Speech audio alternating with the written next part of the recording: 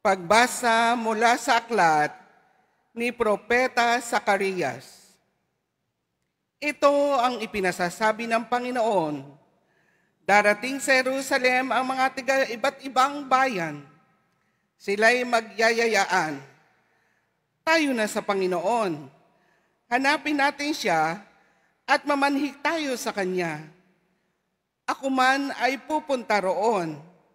Maraming tao at bansang makapangyarihan ang pupunta sa Jerusalem upang dumulog sa Panginoon.